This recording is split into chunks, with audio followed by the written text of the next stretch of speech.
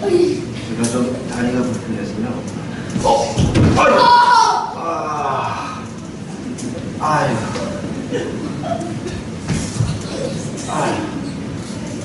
괜찮습니다. 전 자주 이래요.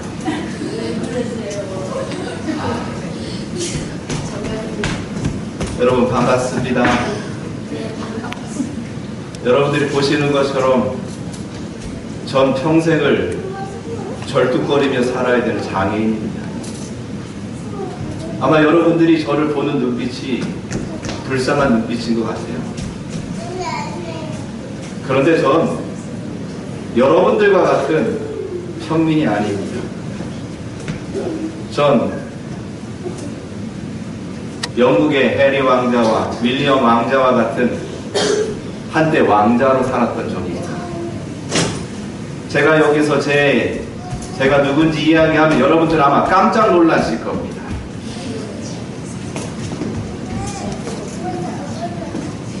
저의 할아버지는 The Kingdom of Israel, 이스라엘의 왕국의 초대왕 사울왕입니다. 그리고 저의 아버지는 그 유명한 다윗 왕의 절친 요나단 왕자입니다. 그렇습니다. 저는 세상의 모든 사람이 부러워하는 로열 패밀리, 왕족으로 태어났습니다. 뭐 여러분들이 왕족으로 태어난 게 뭐 얼마나 대단한 거지 알 리가 있겠습니까? 다 평민들. 궁전의 생활은 정말 호화로운 생활입니다. 언제든지 제가 먹고 싶은 음식이 있으면요, 최고의 요리사가 요리를 해서 하녀들이 갖다 줍니다. 그런데요, 저는 아무것도 할 필요가 없어요. 심지어는 먹는 것까지 하녀들이 다 먹여주거든요. 그리고 제가 언제든지 가고 싶은 곳이 있으면, 그러면 저의 전용 마차를 타고 수십 명의 군인들의 호의를 받으며 어디든지 갈 수 있었습니다. 뭐 궁전 생활의 호월한 생활을 이야기한다면 끝도 없지요. 아무튼 간에 저는 정말 그 어린 시절을 생각하면 지금도 행복해진답니다. 저는 아침에 일어날 때마다 너무 행복하고 평화로웠어요. 오늘도 제가 할 수 있는 모든 것을 마음먹은 대로 할 수 있다는 기대감 때문이었죠. 아침마다 들려오는 새들의 소리는 저의 행복한 마음과 평화로움을 대신 노래해 주는 것이었죠. 제가 아마 5살 때였던가요? 여느 때와 같이 또 하루를 저는 일어났습니다. 평화로운 하루가 시작됐고 어김없이 저는 환상적인 하루를 시작하기 위해서 눈을 뜨고 일어나려고 했습니다. 근데 눈을 뜨고 일어나려던 순간, 바로 그 순간 저의 그 평화로움이, 모든 것이 사라졌습니다. 갑자기 문 밖에서 사람들의 비명소리가 들리기 시작했거든요. 포악한 블레셋 군인들이 성으로 들어왔다! 살고 싶다면 빨리 궁 밖으로 도망가라!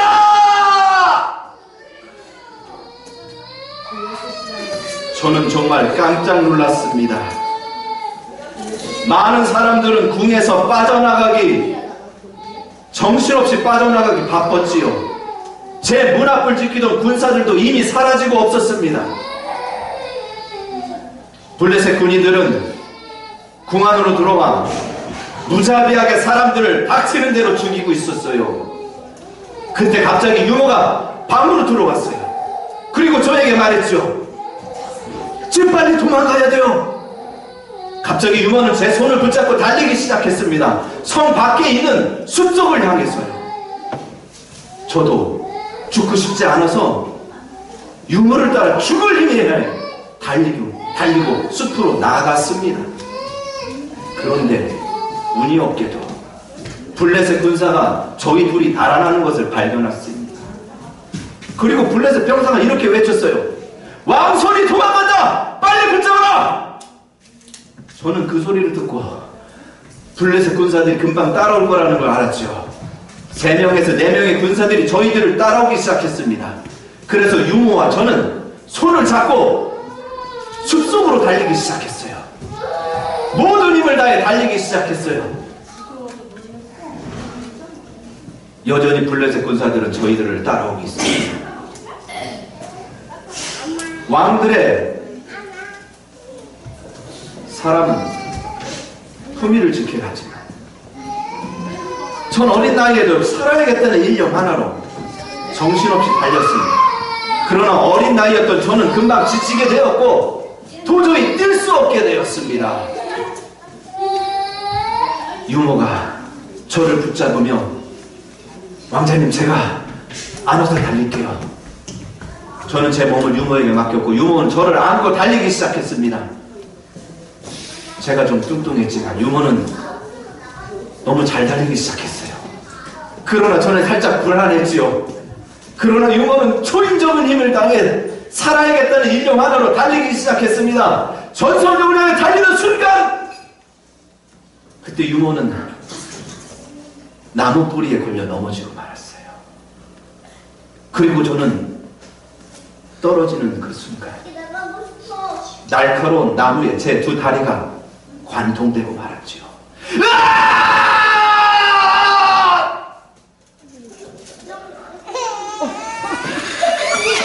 애들이 다 우는군요. 이제부터는 3살 이하는 들어오지 말게 해주세요.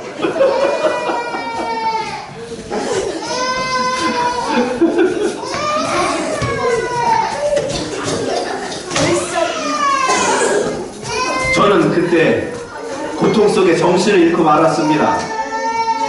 제가 눈을 뜬 곳은 그 사건이 일어난 후 며칠 후였어요. 제가 있었는 곳은 어느 시골에 마길이라는 사람의 허름한 집에 누워 있었습니다. 제가 눈을 뜨자마자 저는 바로 제 다리를 확인했죠. 제 이상한 어색한 다리가 느껴진 거예요. 저는 너무 다급해서 제 다리를 꼬집었어요. 그러나 제 다리는 감각이 없었습니다. 제 다리는 마비가 된 것이죠. 걸으려고 노력했지만 걸어지지가 않았어요. 바로 그 사건으로 저는 평생을 이렇게 절뚝거리며 살아야 되는 그런 운명이 되었습니다. 하루아침에 그 화려하고 평화로웠던 왕국의 생활은 다 사라져버리고 제 두 다리마저 잃어버리게 되는 이 비극적인 사건을 여러분 생각해보세요. 어린 나이에 제가 감당할 수 있는 그런 사건이 아니었습니다. 그러나 저의 비극은 이것으로 끝이 아니었어요. 설사가상으로 저에게 전해드린 것은 저의 할아버지 사우랑이 전쟁에서 비참하게 돌아가셨다는 소식을 듣게 되었지요. 전 빨리 아빠와 엄마가 보고 싶었습니다. 그러나 저는 앞으로 아빠와 엄마도 볼 수 없는 그런 사람이 되었죠. 왜냐하면 아버지와 어머니는 전쟁에서 돌아가시고 말았거든요. 저의 인생은 산산조각 나버렸습니다. 모든 것이 끝나버렸어요. 5살의 어린 나이에 다리를 잃게 되고 부모님을 잃게 되고 모든 것이 사라진 그런 삶이 되어버렸죠. 저는 매일 밤 울 수밖에 없었습니다. 울음을 참으려고 했지만 그냥 눈물이 났어요. 울음을 참을 수가 없었어요. 그렇게 저는 매일 밤 울면서 7년이라는 시간을 보냈죠. 어느 날 다윗이 유대와 이스라엘의 왕이 되었다는 소식을 듣게 되었습니다. 어떤 사람이 다윗 왕이 할아버지 사위를 배반해서 왕위에 올랐다는 소문을 듣게 되었죠. 그래서 전 저의 행복을 무참히 짓밟고 우리 집안을 완전히 망가뜨린 반역자 다윗을 복수하기 위해 미친듯이 정보를 모으고 조사하기 시작했습니다. 솔직히 내가 왜 도대체 이러한 삶을 살게 되었는지 전 알 수가 없었거든요. 그때부터 저는 정보를 모으기 시작했습니다. 솔직히 저는 할아버지가 어떻게 왕이 되었는지 우리 집안의 내막을 알지도 못했거든요. 할아버지는 베냐민 지파, 이스라엘의 12지파 중에 가장 작고 별 볼 일 없는 베냐민 지파의 집안의 사람이었습니다. 또한 그 베냐민 지파 중에서도 가장 별 볼 일이 없는 아주 시골 마을에 아무도 알아주지 않는 별 볼 일 없는 집안의 사람이었죠. 정말 우리 할아버지 사오랑은 시골 마을의 청년이었습니다. 그런데 어느 날 놀라운 일이 벌어진 거예요. 이스라엘의 대제사장 사무엘이 할아버지를 찾아오신 거예요. 그리고 할아버지를 이스라엘의 초대 왕으로 기름을 부으신 겁니다. 할아버지는 어떤 시험을 통과한 것도 아니고 할아버지는 어떤 능력을 가지고 있어서 왕이 된 것도 아니었어요. 그냥 제사장의 선택을 받아 왕이 된 것이죠. 할아버지가 왕이 된 후부터 점점 이상해지기 시작했습니다. 보잘것없는 시골 마을의 청년을 왕으로 삼아주었는데 어느 순간부터 할아버지는 자신의 우월성과 탁월성을 강조하기 시작했습니다. 하나님의 은혜를 저버리고 다 자기가 잘났다라는 것을 말하기 시작하기 시작했어요. 원래 이스라엘에서 제사는 제사장만이 집행할 수 있었죠. 그러나 할아버지 사울은 교만해서 자기가 제사를 집행해버렸어요. 그리고 하나님께서 선지자 나단을 통해서 전쟁에서 얻은 거룩한 전리품을 절대 취하지 말라고 말씀하셨는데 할아버지 사울왕은 기름진 가축들을 몰래 빼돌렸다가 걸렸습니다.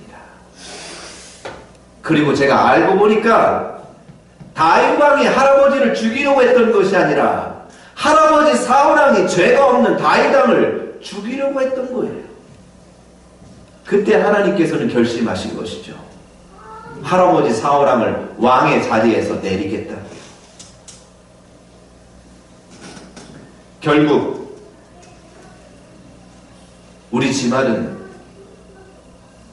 하나님의 뜻으로 블레셋 군사들의 침략을 받아 망가지게 된 것입니다.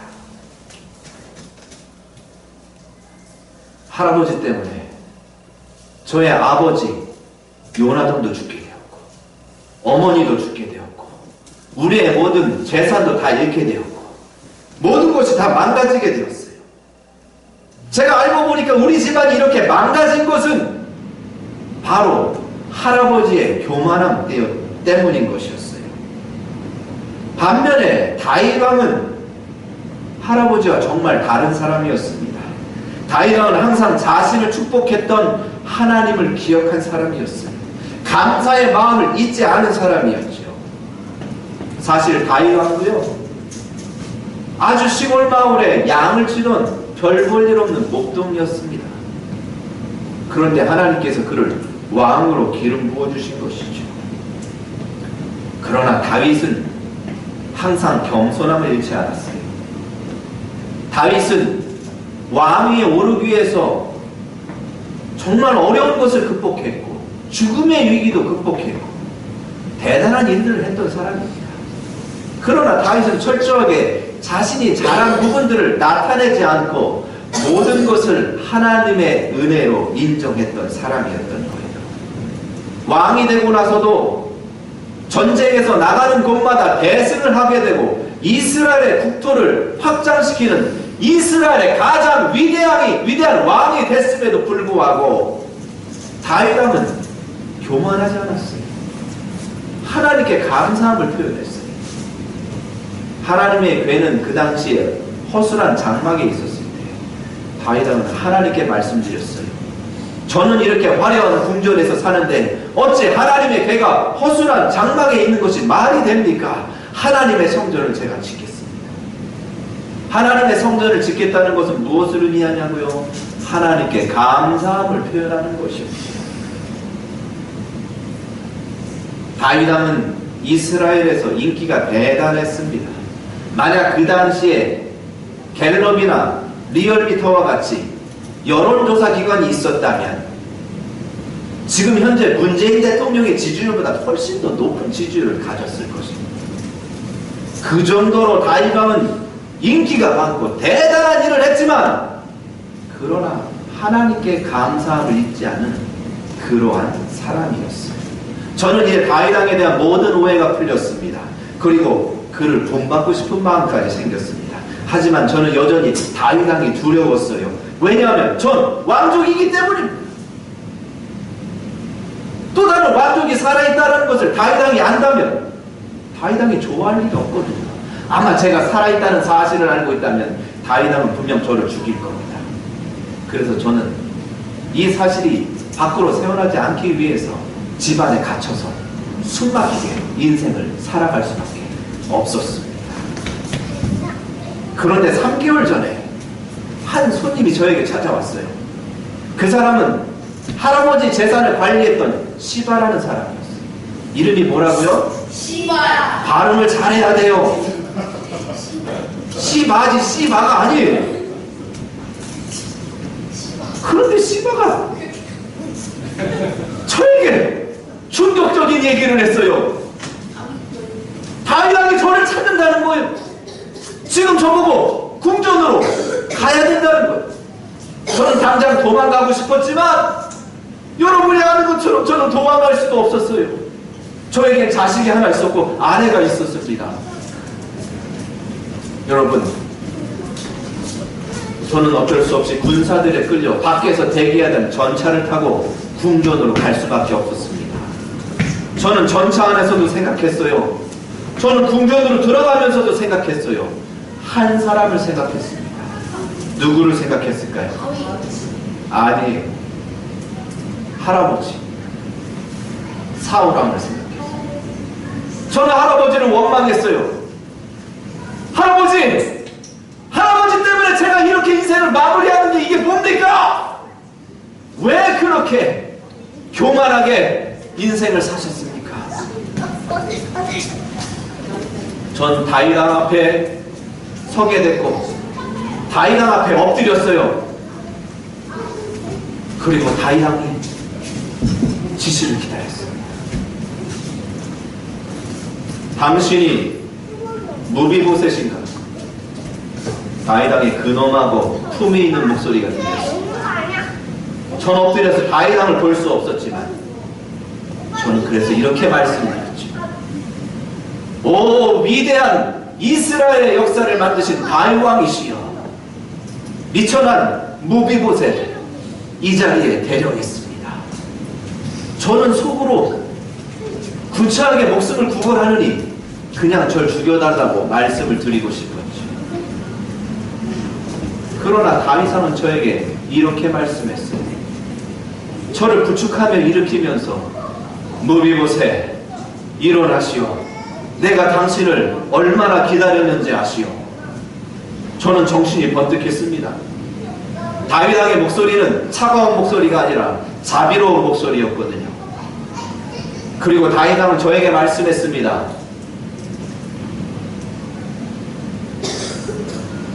나는 당신에게 할아버지 사울왕의 토지와 재산을 다 돌려주겠소.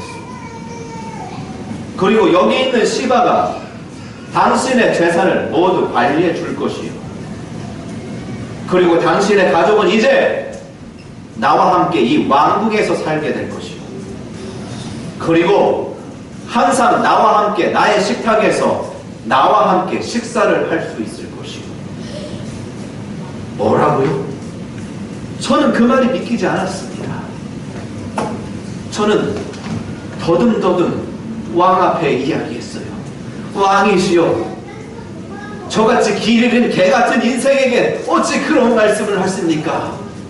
전 그런 대접을 받을 만한 사람이 못 됩니다. 다윗왕은 저에게 말했습니다.